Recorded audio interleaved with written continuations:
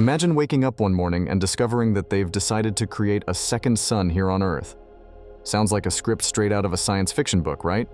And so it was that, in 1952, the world witnessed the first demonstration of what would come to be known as the fusion bomb on the remote atoll of Enewetak.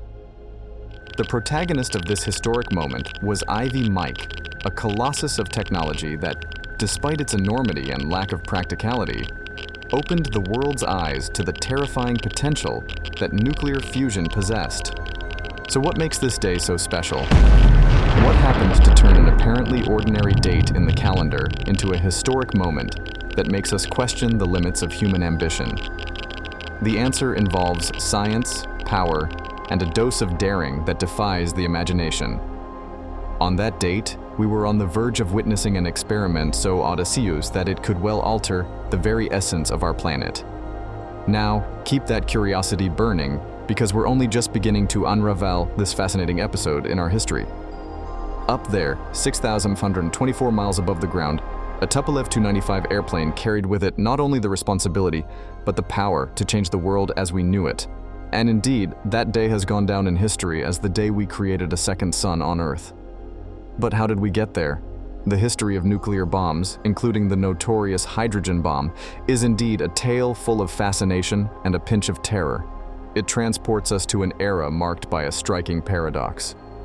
While humanity was making monumental leaps in the field of science, exploring the unknown and expanding the frontiers of knowledge, it was simultaneously honing its skills in a much darker art, that of destruction. Just imagine, scientists all over the world, in their laboratories full of test tubes and complex equations, were not only dreaming, but working hard to master the power of the atomic nucleus, that same power that gives life to the sun and the stars. The conception of the hydrogen bomb was no mere accident, but a calculated goal, pursued with the same intensity as we seek cures for diseases or space exploration. Nuclear fusion, that stellar process that bathes us in light and heat every day, has come to be seen not just as a wonder of nature, but as a source of almost divine power, capable of releasing energies beyond human comprehension. And the most intriguing thing is that this journey towards mastering fusion began almost simultaneously with the development of the first nuclear bombs, putting humanity in a race against time and against itself to achieve a power hitherto unimaginable. Which leads us to reflect, how can a species capable of such scientific genius also flirt so dangerously with its own annihilation? This is the dilemma that permeates the history of nuclear bombs, a constant reminder of the razor's edge on which we walk when it comes to the sheer power unleashed by the atom. Did you ever stop to think that, way back in the early 1940s, while the world was immersed in the turmoil of war, two physics geniuses, Enrico Fermi and Edward Teller, were at work, devising nothing less than a nuclear fusion bomb? That's right. At a time when the idea of a nuclear explosion was more fiction than reality, these visionaries were already envisioning a future where the power of the stars could be summoned here on Earth. Fascinating, don't you think? And while the conflicts intensified, casting increasingly dense shadows over the future of humanity, entire nations launched themselves into an unbridled race for nuclear knowledge. It was a veritable marathon of knowledge, with the clock ticking down, where the prize was an undeniable advantage on the battlefield. Among all these efforts, the Manhattan Project stands out, a US initiative that would come to be known as one of the most successful and feared scientific endeavors in history. But what makes the hydrogen bomb such an extraordinary and feared artifact? Well, for starters, let's talk about Edward Teller, one of the brilliant scientists behind this innovation that would change the course of history. Imagine spending days and nights, years on end, immersed in calculations, theories, and experiments, all to understand and master nuclear fusion. This was Teller's monumental challenge, to unlock the secrets of a process that was infinitely more complex and less understood than nuclear fission, which was already the basis of the first atomic bombs and had been widely studied until then. Fusion, on the other hand, was an unknown, a sleeping giant that promised to unleash unprecedented powers. And here, my friends, we dive headfirst into two concepts that are true pillars of the nuclear universe: fission and fusion. In the fission process, we break a heavy atom, such as our well-known uranium-235, into smaller pieces, a reaction that releases gigantic energy, capable of shaking the most solid structures. Fusion, on the other hand, is true cosmic alchemy. We take light atoms, such as hydrogen, and fuse them to form a heavier atom, such as helium, in a process that releases amounts of energy that make fission look like child's play. But how can we replicate our sun's stellar furnace here on our modest Earth?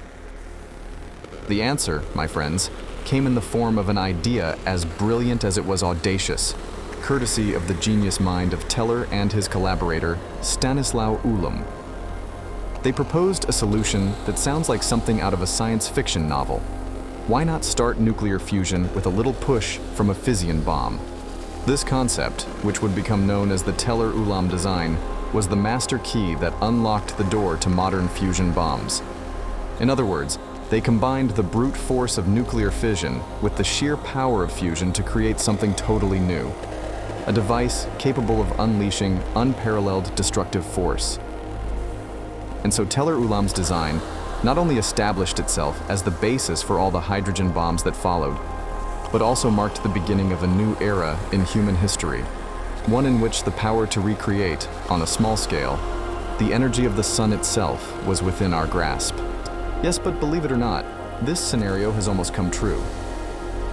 Let me take you on a journey back in time to October 30th, 1961, to the remote Novaya Zemlya archipelago in the icy north of Russia. That day, which at first glance might be marked by its triviality, is about to be revealed as one of the most extraordinary and potentially terrifying in human history. But my friends, it was only a preview of what was to come. 9 years later, in 1961, the Soviet Union decided not only to enter history, but to rewrite it. The Tsar Bomb, as it was nicknamed, was not just another bomb. It was a show of force, an assertion of power. With an energy potential 100 times greater than the bombs dropped on Hiroshima and Nagasaki, this giant showed the world the true meaning of destructive power. The Tsar Bomb saga and the frantic arms race that followed are a powerful reminder of the duality of technological innovation. On the one hand, we reach incredible milestones, expand our horizons, and challenge the limits of what is possible. On the other, we are faced with the grim specter of the consequences of these innovations, the palpable possibility of mass annihilation. Today, many of us live under the illusion that the nuclear threat is a ghost of the past, a concern of a bygone era. However, this threat has not disappeared. It has merely receded into the shadows, waiting. Understanding the history of these nuclear weapons, delving into the intricacies of how they work, is not just a matter of intellectual curiosity. It is a necessity. By understanding where we've been, what paths we've taken to get here, we can perhaps pave the way for a different future. A future in which the measure of human success is not calculated in megatons, but in our ability to coexist, to build bridges rather than destroy them. I thank you for accompanying me on this exploration of our technological and nuclear past. Together, perhaps we can dream of a more peaceful tomorrow. Until our next meeting on this journey of discovery,